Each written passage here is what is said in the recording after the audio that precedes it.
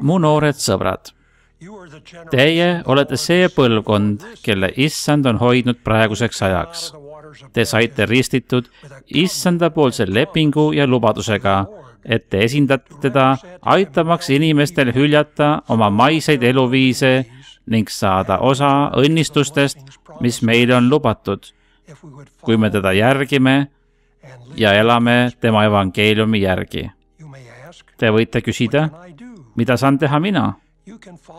Te võite järgida Kristuse sõnu, kes ütles prohvet Joseph Smithi kaudu: tõuske ja särage, et teie valgus võiks olla rahvastele lipuks.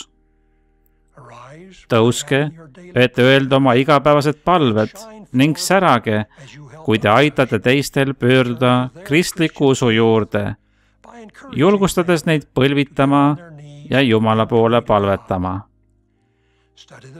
Lugege iga päev pühakirju, siis särage, aidates teistel pöörduda päästja armastuse juurde, julgustades neid uurima pühakirju iga päev.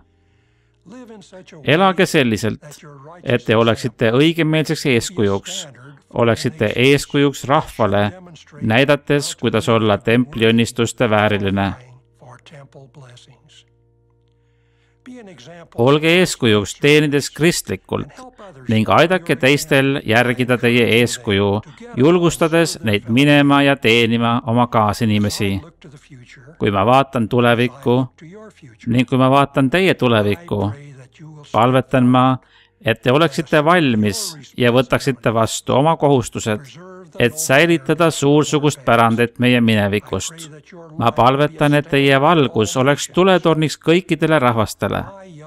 Mu noored sõbrad, ma kutsun teid üles jõudma uue kohustumise tasemeni.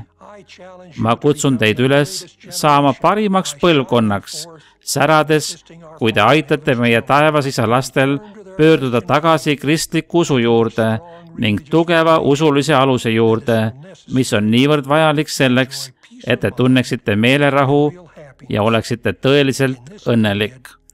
Õnnistagu Jumal teid sel sureliku elukogemuse perioodil julguse, vapruse, entusiasmi ning sooviga taastada usk meie issanda ja päästja evangeeliumisse.